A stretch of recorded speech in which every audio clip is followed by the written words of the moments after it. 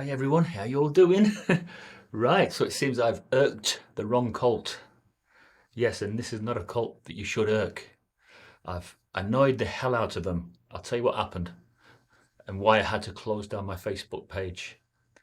Yeah, I had about 100 and odd rock friends from the festivals and family, cousins, and all that, but I've had to just shut it down. And it was because silly me. Why I did this? I don't know. I was in a bit of a bad mood. I've been reading about the Masons. I've got an ex-Mason friend telling me some stuff. I started putting some pictures on. Very silly.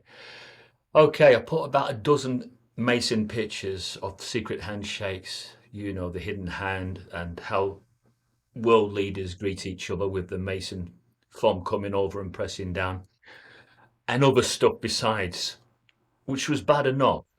But it wasn't until I put up one of their own publications and I started telling them about the two sides to the Masons and how you have to view it like an iceberg. The tip, nice and white, very appealing, and that's how they hook you. And that's all the camaraderie that you get with meeting with other people that have got like-minded interests.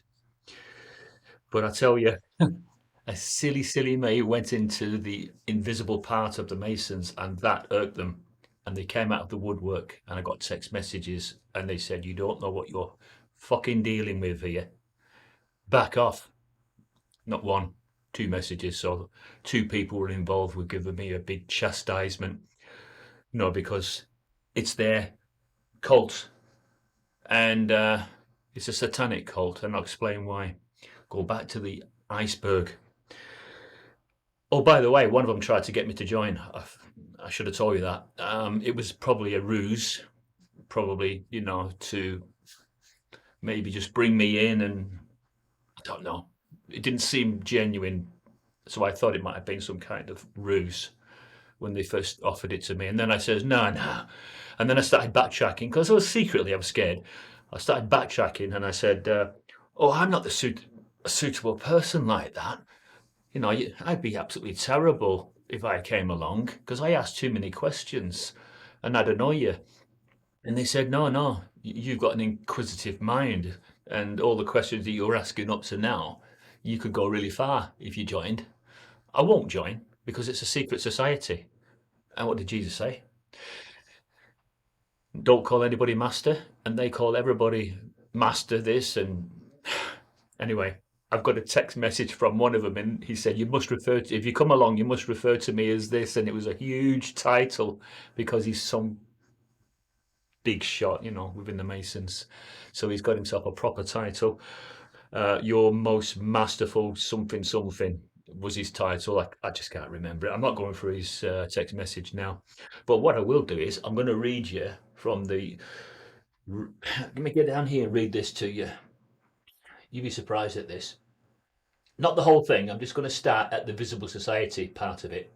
And it's from the Rosicrucian and Masonic origins. So the Visible Society is a splendid camaraderie of free, accepted men enjoyed to devote themselves ethical, educational, fraternal, patriotic, and humanitarian concerns. Yeah, that's the tip of the iceberg. Nice and white. Oh, look at it. You're sailing towards that. You think, oh, look at that. That looks really nice, that.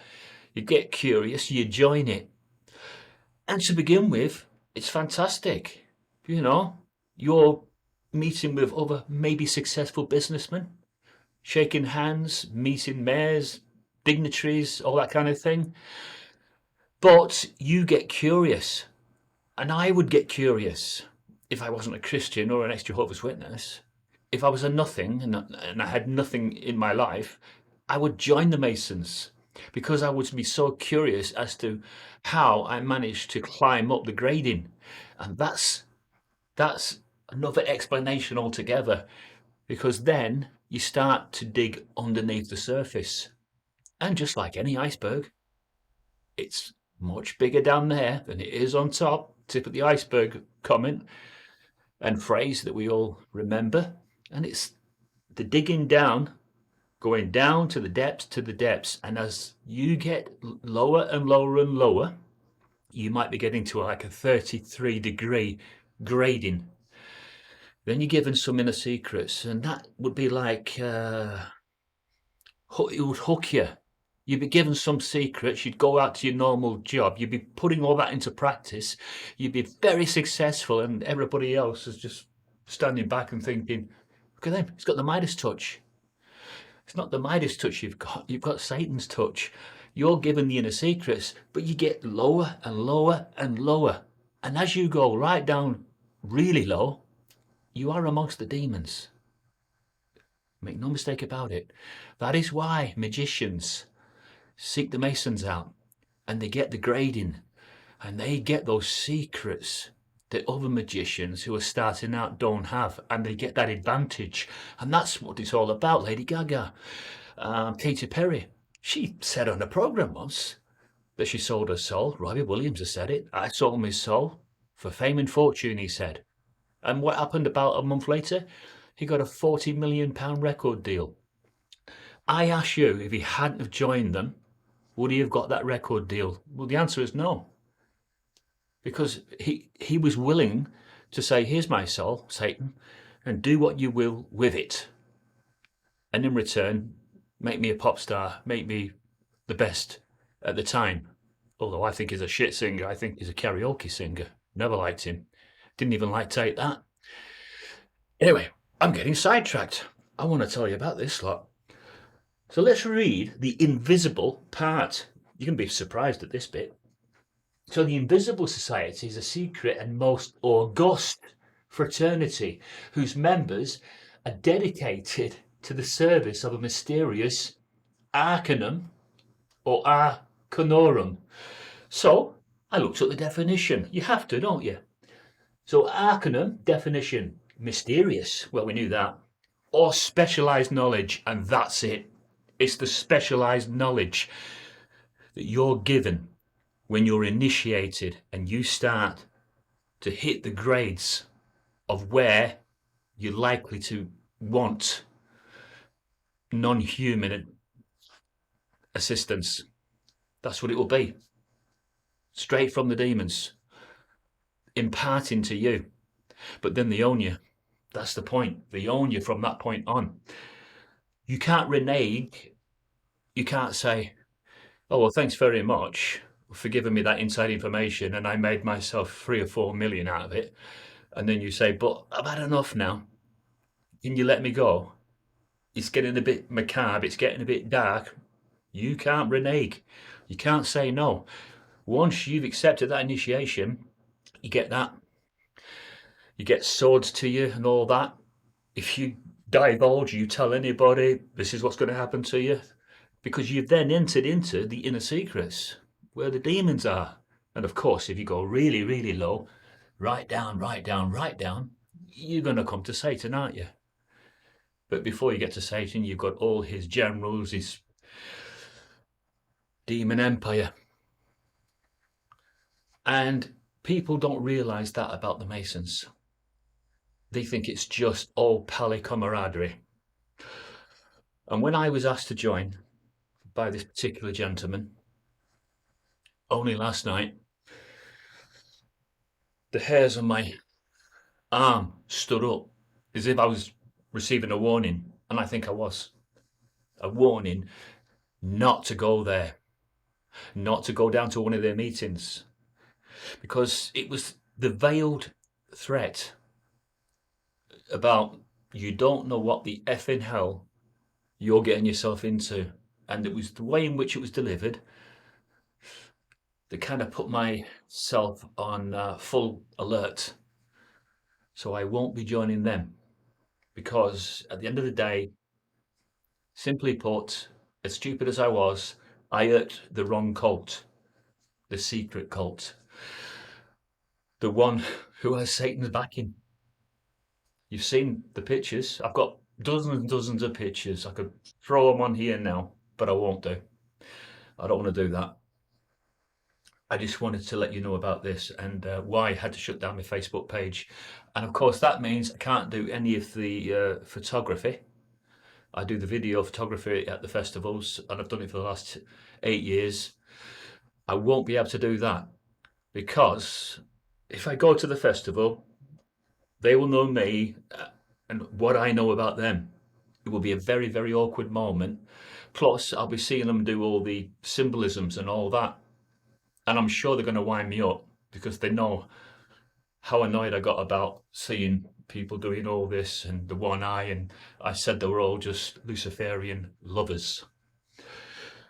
So I know they're going to wind me up if I went. So it's a small price I'm going to pay. I can't do. So what? So what if I can't go there and photograph and video all the bands and get a backstage pass? So what? What does it matter? Was it ever going to bring me closer? Because I'm drowning at the moment. I was treading water, but I'm drowning now. Jack Jones pointed out that the apostates, those that are deeply entrenched into apostasy, they're drowning. In my case, there's a lifeboat in that water, but I'm not swimming towards it. But it's there. Oh, yeah, I can see the lifeboat.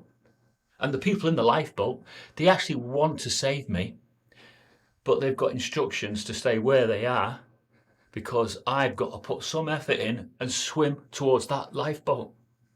But you know what? I'm not swimming towards that lifeboat. I'm actually drowning. That's how it feels. But I don't know why.